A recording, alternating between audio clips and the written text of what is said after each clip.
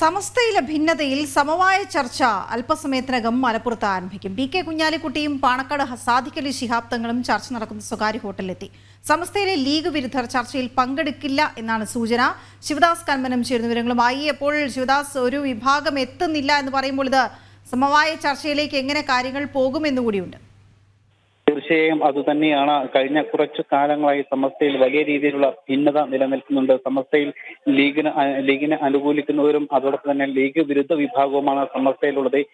ഇവർ തമ്മിൽ പല വിഷയങ്ങളിലും ഇത്തരത്തിൽ വ്യത്യസ്തമായ അഭിപ്രായങ്ങൾ ഉയർത്തിയിരുന്നു. നേരത്തെ അത് രഹസ്യമായിരുന്നെങ്കിൽ പിന്നീട് പരസ്യമായി തന്നെ അത്തരത്തിലുള്ള വിമർശനങ്ങൾ തമ്മിൽ ഉന്നയിച്ചിരുന്നു. ഇത് വലിയൊരു സംഘടനാപരമായി തന്നെ സമസ്തയ്ക്ക് വലിയൊരു വെല്ലുവിളി ഉയർത്തിയിരുന്നു. ഈ സാഹചര്യത്തിലാണ് ഇപ്പോൾ സമവായ ചർച്ച ഇപ്പോൾ ഉണ്ടായിരിക്കുന്നത്. അല്പസമയം മുൻപ് സമവായ ചർച്ച മലപ്പുറത്തെ ഒരു സ്വകാര്യ ഹോട്ടലിൽ ആരംഭിച്ചിട്ടുണ്ട്.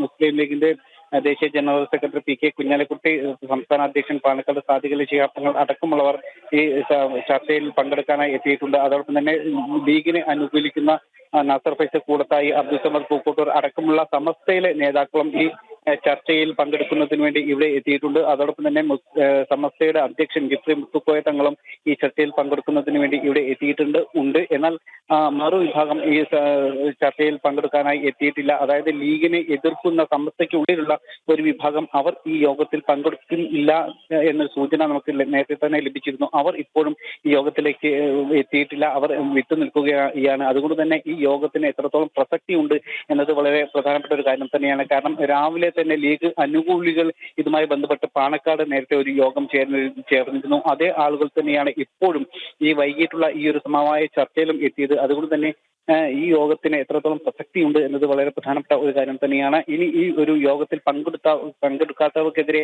ഏതെങ്കിലും തരത്തിലുള്ള നടപടികൾ ഉണ്ടാകുമോ എന്നത് വരും മണിക്കൂറുകളിൽ നമുക്ക് മനസ്സിലാക്കാൻ കഴിയും. അത് സാദിഖ് അലി തങ്ങൾ വ്യക്തമാക്കിയതാണല്ലോ ശിവദാസ്, വിട്ടുവീഴ്ചയില്ലാത്ത നടപടിയിലേക്ക് നേതൃത്വം പോകുമെന്നുള്ളത് ഇന്ന് ഈ യോഗത്തിൽ പങ്കെടുത്തില്ലെങ്കിൽ. തീർച്ചയായും അത്തരത്തിൽ നേരത്തെ തന്നെ ഇതുമായി ബന്ധപ്പെട്ട് കൃത്യമായ ഒരു അറിയിപ്പ് മറ്റ് നേതാക്കൾക്ക്, ലീഗ് വിരുദ്ധർ അടക്കം ഇതിൽ പങ്കെടുക്കേണ്ട നേതാക്കൾക്ക് നൽകിയിരുന്നു. പക്ഷേ ആ നേതാക്കൾ പറയുന്നത്, അതായത് ലീഗിനെ എതിർക്കുന്ന ചില നേതാക്കൾ പറയുന്നത് ഇപ്പോൾ ഈ യോഗത്തിന് പങ്കെടുക്കേണ്ട സാഹചര്യം ഇല്ല. സമസ്തയുടെ മുഷാവറ ചേർന്നതിന് ശേഷം അതിൽ ഒരു തീരുമാനം ഉണ്ടായതിനു ശേഷം മാത്രമേ ഒരു സമവായ ചർച്ചയ്ക്ക് സാധ്യതയുള്ളൂ, അല്ലെങ്കിൽ അത്തരത്തിലുള്ള ഒരു സമവായ ചർച്ച കൊണ്ട് ഒരു ഫലം ഉണ്ടാവുകയുള്ളൂ. അങ്ങനെ മുഷാവറ ചേർന്നതിന് ശേഷമാണ് എങ്കിൽ ഞങ്ങൾ പങ്കെടുക്കും എന്ന നിലപാടിലായിരുന്നു ഈ ലീഗ് വിരുദ്ധർ ഉണ്ടായിരുന്നത്. പക്ഷേ ആ നിലപാട് തന്നെ ഇപ്പോൾ തുടരുന്ന സാഹചര്യം തന്നെയാണ് നമുക്ക് ഇവിടെ കാണാൻ കഴിയുന്നത്. കാരണം ലീഗിനെ എതിർക്കുന്ന ആരും തന്നെ, സമസ്തയിലുള്ള ആരും തന്നെ ഈ യോഗത്തിൽ പങ്കെടുത്തിട്ടില്ല. എന്തായാലും ഇവർക്കെതിരെ കടുത്ത നടപടികൾ ഉണ്ടാകും എന്ന് തന്നെയാണ് ലഭ്യമാകുന്ന വിവരം.